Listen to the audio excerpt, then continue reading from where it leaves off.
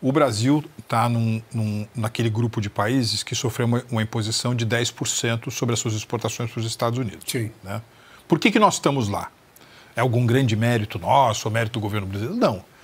É porque, em primeiro lugar, o Brasil tem déficit comercial com os Estados Unidos. Né? Então, no momento de aplicar tarifas, os funcionários americanos olharam muito para aquelas relações bilaterais onde os Estados Unidos têm grande déficit. A balança. Segundo ponto, no contexto geral, as exportações brasileiras para os Estados Unidos são macroeconomicamente pequenas, tá certo?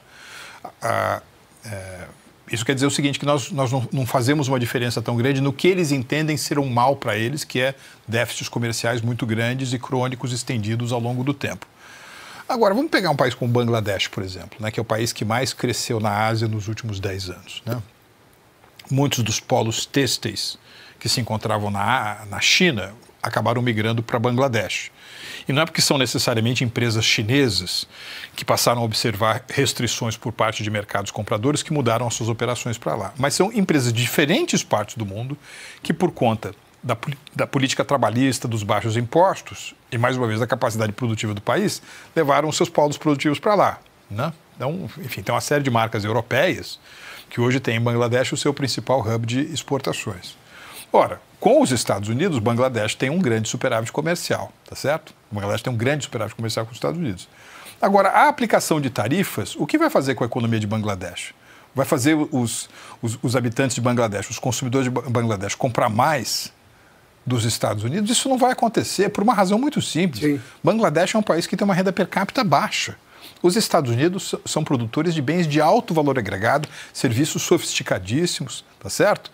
Então, ainda que você tenha essa imposição de tarifas, você não resolve o problema, tá certo? Porque existe um desequilíbrio muito abissal entre o tamanho de uma economia e o tamanho da outra.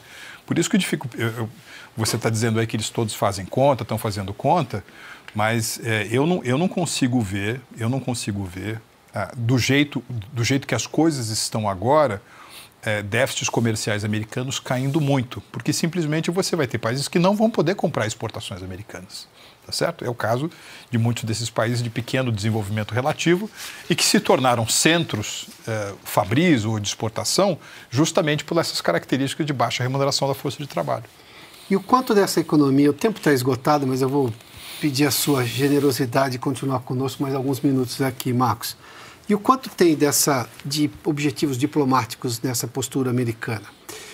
Quando eu fiz menção a que eles recuam, até porque me parece isso muito claro, eles não têm problema em recuar, eles fazem medições e me parece ser esse bem o plano. Óbvio, é só uma análise preliminar do que está acontecendo. Mas eu venho, de alguma forma, levando-se tudo o que aconteceu do ponto de vista de política exterior americana do governo Biden, um enfraquecimento do poderio americano, que não combina com a cabeça média do americano e muito menos com a cabeça do presidente eleito, o Donald Trump.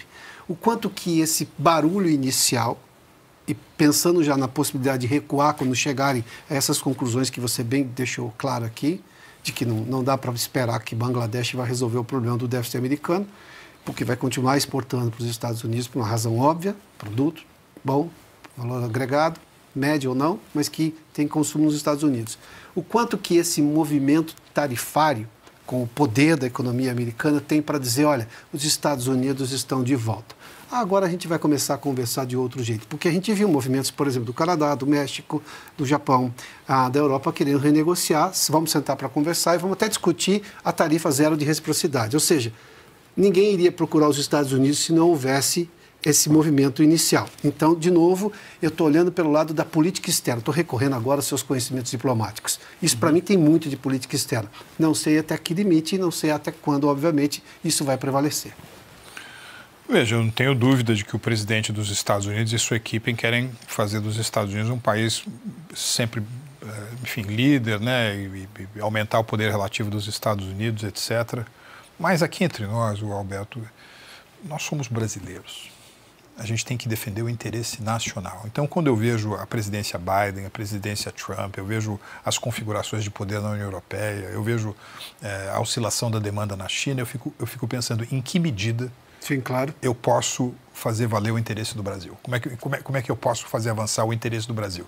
Como é que eu posso utilizar relações econômicas internacionais para aumentar a renda do brasileiro, para o Brasil rapidamente se tornar um país que tem um PIB per capita mais ou menos do PIB per capita das economias da Europa mediterrânea, né? Que maravilhoso seria se a gente pudesse pular numa geração dos nossos 11 mil dólares, né, mais ou menos de PIB per capita hoje, para 22, 23. Eu acho que essa tem que ser a nossa perspectiva. E eu preciso reconhecer que nesse cenário bastante tumultuado, o Brasil tem boas chances. Tem oportunidades, claro. Tem boa chance de resolver não, mas de encaminhar bastante o seu déficit de investimentos infraestrutural.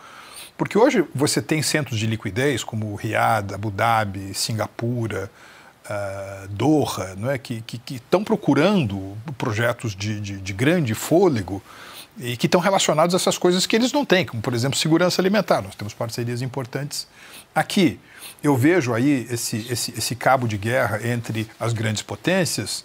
Eu vou procurar uma brecha onde eu posso colocar os produtos brasileiros, onde eu posso fazer do Brasil um destino atraente de investimentos. Eu vejo a nossa relação com a Europa, eu falo assim, bom, nosso principal mercado de exportações industriais é os Estados Unidos. Nosso principal cliente para, por exemplo, as exportações de alimentos é a China. Só que eu preciso equilibrar essas coisas todas, aumentando as minhas vendas para a Europa. Eu acho que essa que tem que ser a perspectiva. Sempre organizar a sua leitura do cenário internacional pela ótica dos interesses do Brasil. E me parece que, mais uma vez, conturbado, oscilante, que o cenário econômico internacional ele está abrindo chances muito, muito interessantes para o Brasil. Ou seja, depende de nós de criar esse ambiente propício a receber esse investimento. Ou melhor dizendo, que nós temos um bom avião, nós nos checamos, a nossa fuselagem está bem colocada, a nossa vistoria técnica está bem feita, nós podemos ter um bom plano de voo. Aí vem a pergunta, mas e a tripulação e o piloto? Né? Isso eu acho que a gente precisa melhorar.